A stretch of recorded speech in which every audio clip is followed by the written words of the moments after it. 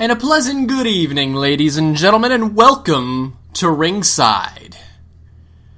You know, I've done Super Metroid 3 times on my channel, and a lot of people, probably over 1,000 times, I've been asked, when will you ever do that game that originally came after Super Metroid? When will you do that game that was Metroid 4, the game that, you know, some people may not know was the first Metroid game I ever owned? When will you do that game? Now! I think I've put it off long enough. 3 times the Super Metroid, I can do 20 more times, but I suppose eventually, one time, I will do this game. And I actually have a lot to say about it. Metroid 4. Yes, this is Biologic Space Labs calling up Samus Aran. You're cleared to come in. We are going to be opening the docking bay for you in just a few moments, if you would be so kind as to not head towards that inconveniently placed asteroid belt, please. That asteroid belt seems to be like in every fucking Metroid game. They mention it in Super Metroid. And why do they, like, put their space stations, their important space stations?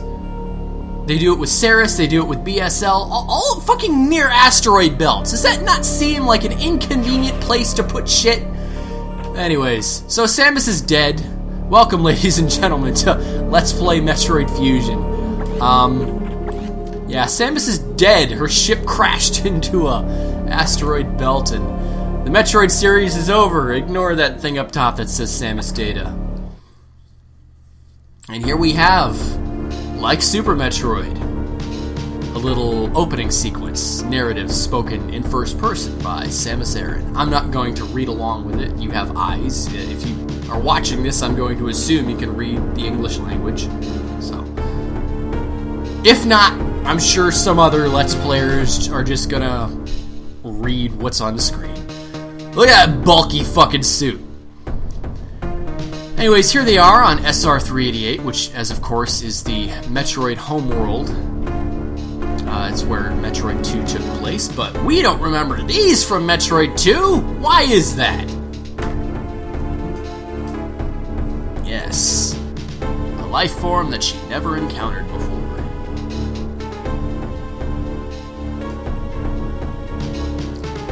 We now know it as the X-Parasites. What a stupid fucking name. The X. What is it about X that makes it such a popular, like, letter in video games? It's X. It's always X. It's never A, B, C, D. It's none of the other letters. It's always fucking X. Sometimes it's Z. Or it's always close to the tail end of the alphabet. I don't get it, but whatever. They're called the X. And here we have what is probably the stupidest scientist hypothesis that I've ever seen in my life. And only in this game could it ever work. But first, that suit is pussing. That can't be a good fucking sign. The organic components of her power suit. It's powered by concentration, so the instant she lost consciousness, she should have lost the suit, right? I'm sorry. Can this suit ever get any fucking consistency in this series? So they had to be surgically removed, dramatically altering her physical appearance as well as her psyche.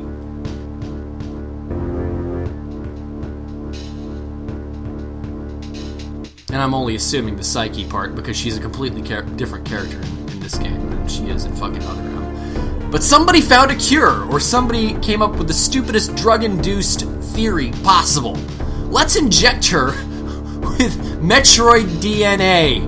Vaccine Metroid. Okay?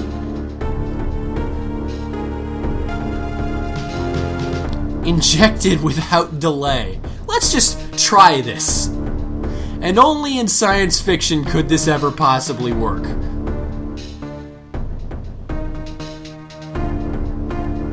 Now, I suppose if you look at it objectively and in conjecture, one might theorize that yes, the Metroids were in fact the natural predators of the X parasites, but I don't know. One life ended, but she survived. She's neither human, but she's not Metroid. She is Metroid Woman, coming soon to a comic book shop near you.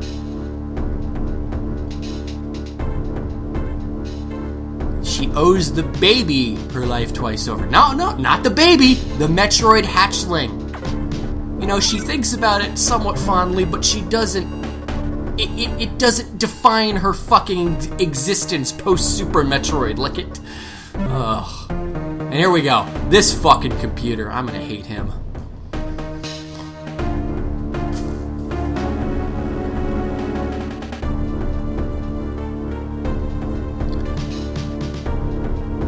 Sir. An unexplained explosion. A nameless fear in my heart. That definitely sounds like it belongs in Other M.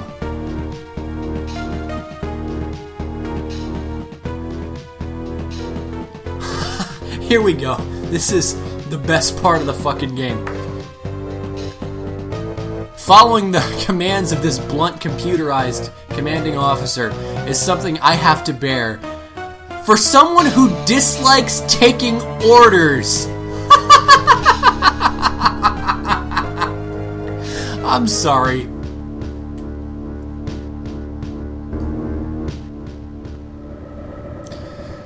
And I apologize in advance if I mention Metroid Other M quite a bit, but you have to understand, Metroid Other M is very, very deeply rooted in this game's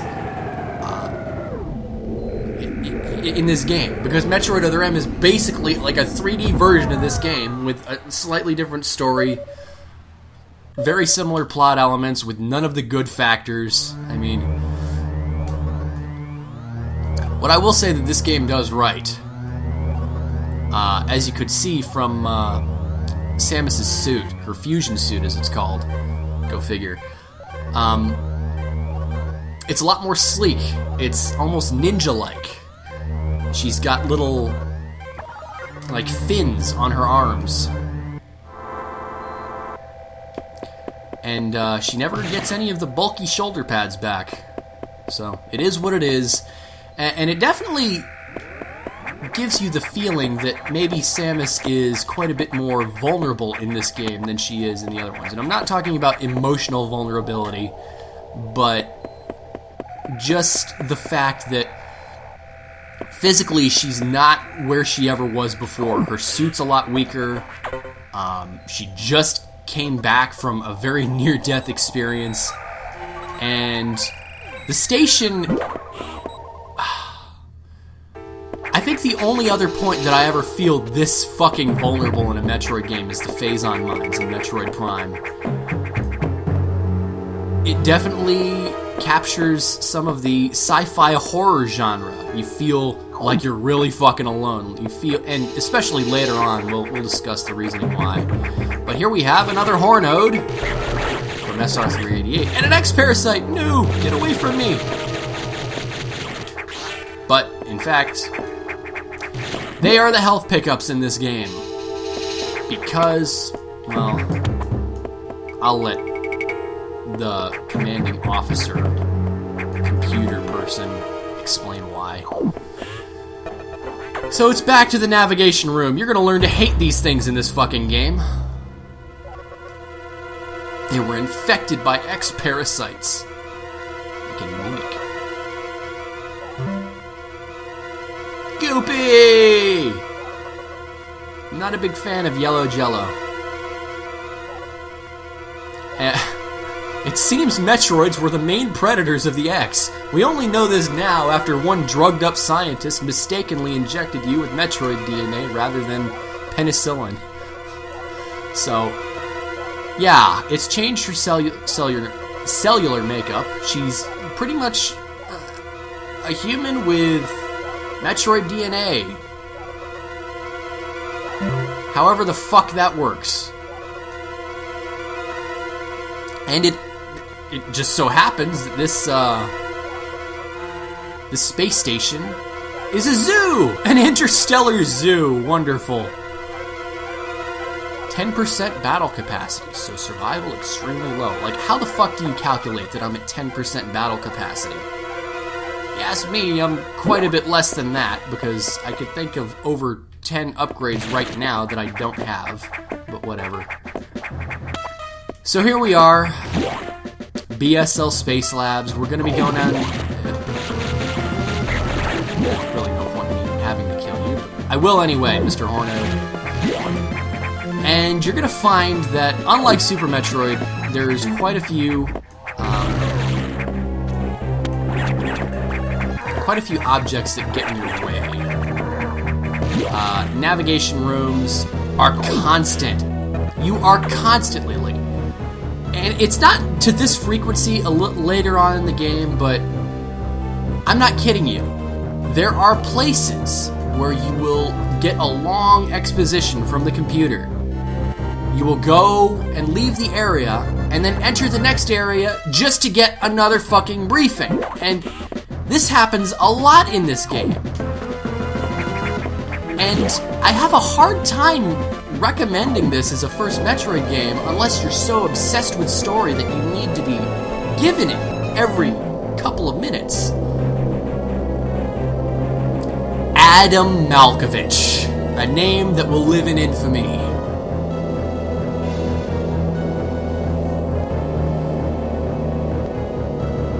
Out of respect and with some irony, I named the computer after him. Okay, irony. I know a lot of people and things and movies and games like to misuse the word irony. Well, at least it doesn't tell me, it doesn't stop me to say, well, it's in the next room, go download it. But here we have a data room. We won't be seeing too many of these in this game. Missile data! Missile data.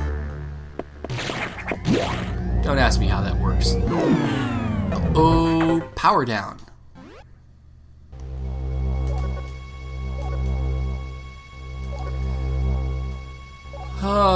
So the target is there, so if we can't go down the elevator, that would tell us that there must be a secret passage to get to it.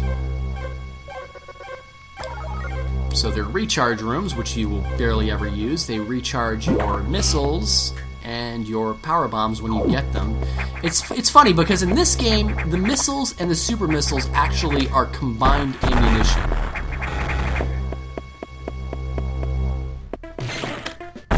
But again, like I said before, this game does a really good job of setting the tone and the atmosphere. It's actually very fantastic in doing that because nowhere in Super Metroid did I ever feel like, oh god, I'm fucked, besides maybe going into Ridley's lair for the first time. But that was it. The combination of the fusion suit, the very fucking claustrophobic environment, and another aspect that we will be introduced to a little bit later. It definitely makes this one of the best Metroid games that you can play from... I wouldn't say story-wise this is a very good game. Now I'll go into why later, but... Here we have an eye door, which, if you've played Metroid, you know what that means. No!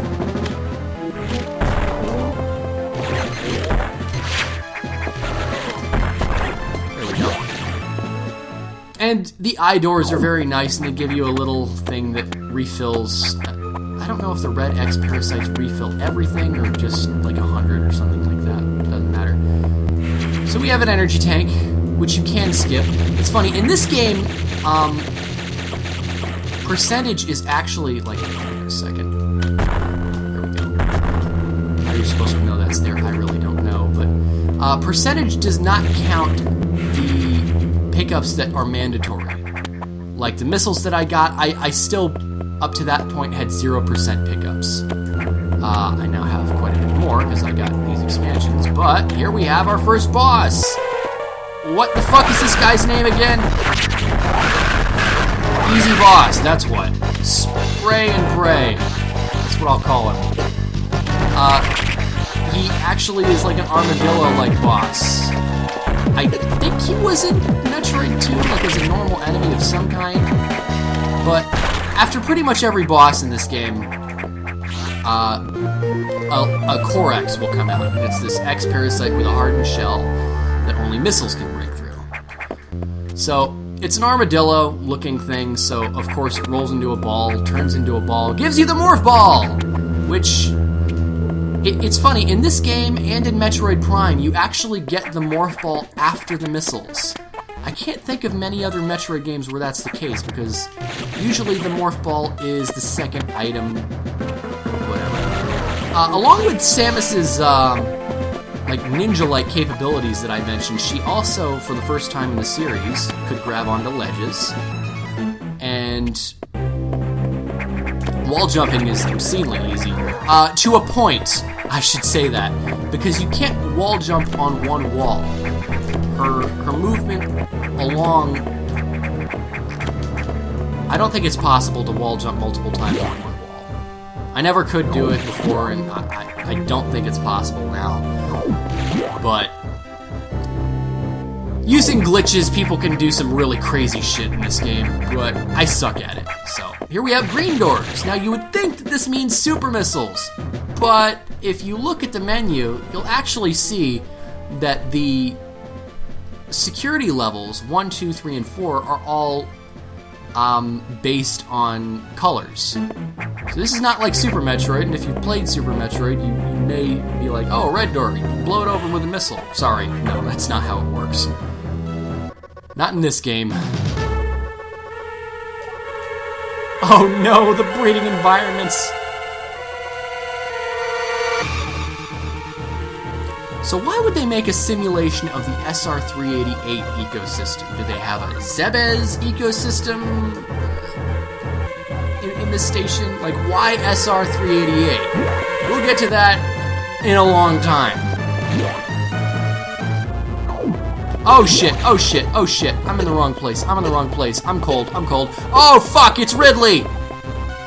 Still freezing, yeah, Samus? Why the fuck is Ridley here?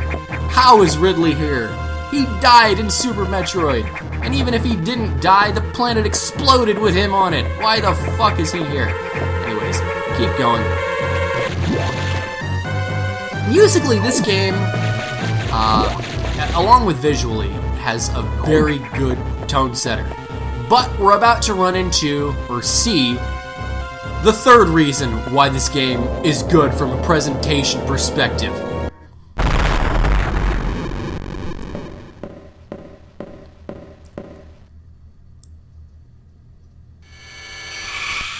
Oh shit! The X can mimic its prey. They just fucking made a Samus clone. A badass, awesome fucking Samus clone. And we can no longer get up. It's a good thing because we would get annihilated by that. You saw when I went into Ridley's little refrigerator room that I was taking damage from the cold environment. And that's because, well, Samus has Metroid DNA now. This bodes well.